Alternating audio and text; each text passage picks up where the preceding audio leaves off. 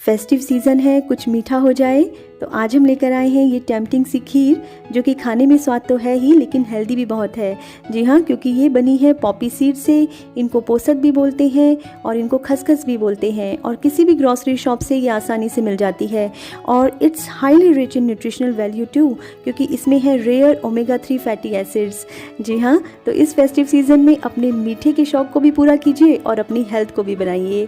सोनियाज़ kitchen में आपका स्वागत है। तो आइए देखते हैं इन पॉपी सीड्स की खीर को कैसे बनाते हैं। इसको बनाने के लिए देखिए हमने यहाँ पर पॉपी सीड्स ले लिए हैं और जैसा कि मैंने बताया कि ये किसी भी ग्रॉसरी शॉप से मिल जाते हैं। तो ये 100 ग्राम्स हैं। और ये देखिए मैंने मखाने लिए हैं 1 से 1.5 कप के आसपास। ये काजू हैं 1/4 कप। और ये हमारे पास है बादाम 1/4 कप है ये भी। और ये है हमारे पास, मैंने बादाम और काजू को काट लिया है। ये है 1/4 कप रेजिन्स, किशमिश ले ली है यहाँ पर हमने। और ये मैंने ले लिया घी, जैसे कि हमें ड्राई फ्रूट्स को रोस्ट करना है उसके हिसाब से। तो ये मेरे पास मिल्क है जो कि 1 लीटर है। तो देखिए 100 ग्राम हमारे पास पॉपी सीड्स हैं तो 1 लीटर दूध। तो इनको ड्राई रोस्ट कर लेते हैं यहाँ पर। देखिए मैंने सारे पॉपी सीड्स डाल दिए हैं यहाँ पे। और जो हमारी फ्लेम है वो बिल्कुल लो मीडियम फ्लेम है, बहुत जल्दी हो जाते हैं ये। तो ये देखिए अच्छे से इसको हमने ड्राई रोस्ट कर लिया है। अब मैं उसी पैन में देखिए मैं घी डाल रही हूँ यहाँ पर। और घी डाल के मैंने यहाँ पर मखाने डाल दिए हैं। मखानों को भी हम थोड़ा सा रोस्ट करेंगे, तो इनको क्रिस्पी होने तक पकाएंगे, कुक करेंगे, क्योंकि हमें इनको ग्राइंड करना है। तो ये देखिए इस तरह का, ये देखिए इतने क्रिस्पी हो जाते हैं ये, बस इतना ही करना है हमें। अब देखिए सेम पैन में मैंने यहाँ पर घी डाला है और अब मैं बादामों को रोस्ट करूँगी। तो ये देखिए पैन हमारा हॉट है तो बहुत जल्दी हो जाते हैं। अभी यहाँ पर काजू भी डाल दिया है क्योंकि इनको भी हमें ग्राइंड करना होता है। तो ये देखिए, तो हम पहले मखानों को सेमी ग्राइंड कर लेते हैं। मखानों को मैंने जार में डाला है और ये देखिए हम इसको सेमी ग्राइंड कर लेते हैं।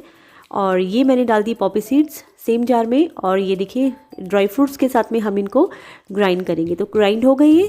अब हल्का सा दूध डाल के देखिए मैं इसका पेस्ट बनाऊंगी और दोबारा से इसको हमें चलाना है। ये देखिए अच्छे से डाल के इसका पेस्ट बनाना है, एक्चुअली हमें इसको ग्राइंड करना है यहाँ पर। तो ये देखिए अच्छे से मिक्स किया और ये बन गया पेस्ट।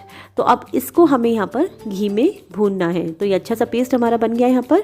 अब मैंने एक बड़ा पैन ले लिया, बड़े पैन में हमने घी डाल दिया है और अब हम इसको, इस पेस्ट को इसमें डालेंगे।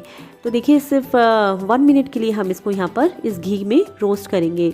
तो बहुत ही अच्छी एक एरोमा आएगी और आ रही है। और ये देखिए बस 1 मिनट का समय लेता है ये भुनने में। ये देखिए अब हल्का सा जो मैंने इसमें दूध डालकर मैं इसके सारे मटेरियल को इसमें डाल रही हूँ। ये देखिए अच्छे से लम्स हटाते हुए इसको मिक्स करेंगे यहाँ पर, क्योंकि हमें बाद में अब सारा दूध डालना है। तो ये मैंने सारा का सारा दूध अब इसमें डाल दिया है और अभी पहले इसको मैं लम्स हटाते हुए इसको हम धीरे धीरे चलाएँगे। और ये जो हमारी फ्लेम रहेगी ये मीडियम फ्लेम रहेगी, क्योंकि ये जो खीर है ये बहुत जल्दी बन जाती है। देखिए अच्छे से चलाते जाएंगे इसको यहाँ पर।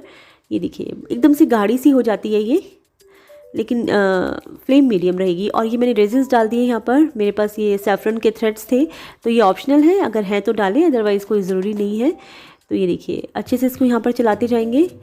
और अब ये जो हमारे सेमी ग्राइंड मखाने थे, और ये बहुत ही, इसका जो कॉम्बिनेशन है बहुत ज़्यादा, इसमें ये एक बहुत ही टेम्पटिंग सा लुक देता है इसमें और बहुत ही अच्छा टेक्सचर आता है इसका। और दोनों का कॉम्बिनेशन एक इम्यूनिटी बूस्टर है। ये मखानों के अपने फ़ायदे हैं और पॉपी सीड्स के अपने फ़ायदे हैं, तो दोनों मिलकर बहुत ही हेल्दी ये खीर को बनाते हैं। देखिए अभी मैंने यहाँ पर ये कार्डिमम डाल दी, छोटी इलायची। तो अगर आपके पास इलायची पाउडर है तो आप इलायची पाउडर डाल सकते हैं यहाँ पर।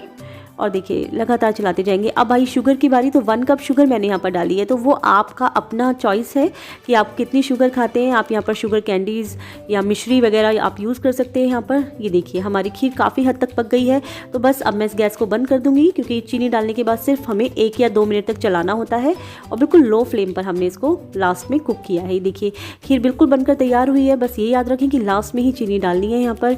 और ये देखिए हमारी खीर बनके बहुत अच्छे से रेडी हो चुकी है। और खीर, हम बहुत सारी खीर खाते हैं, खीर की फॉर्म्स बहुत सारी होती हैं, बट पॉपी सीड्स या खसखस की जो खीर होती है वो सबसे ज़्यादा हेल्दी होती है। और इसमें जो मखानों का कॉम्बिनेशन है, जो आप ड्राई फ्रूट्स डाल रहे हैं, ये बहुत ही ज़्यादा इसका एक बहुत ही एक हेल्दी फैक्टर को इसको बढ़ा रहे हैं। तो ज़रूर ट्राई करें आप। और इसमें बहुत ज़्यादा फाइबर होता है, जैसे कि मैंने बोला इसमें ओमेगा 3 होता है। और ज़रूर ट्राई करें इस फेस्टिव सीज़न में, अपने फेस्टिव सीज़न को और हेल्दी बनाएं। और मीठा ज़रूर ट्राई करें आप इस बार। और अगर आपने मेरे चैनल को अभी तक सब्सक्राइब नहीं किया है तो प्लीज़ सब्सक्राइब करें मेरे चैनल को, शेयर करें अपने फ्रेंड्स के साथ में। और यस, चलते चलते एक बात कि हम दीवाने थे दीवाने ही रहे, नए शहरों में भी पुराने से रहे, ज़माने आते हैं और जाते हैं मगर खीर खाने के मौसम सुहाने थे सुहाने ही रहे। जी हाँ, इसी बात के साथ फिट रहिए, हेल्दी रहिए और देखते रहिए सोनियाज़ किचन।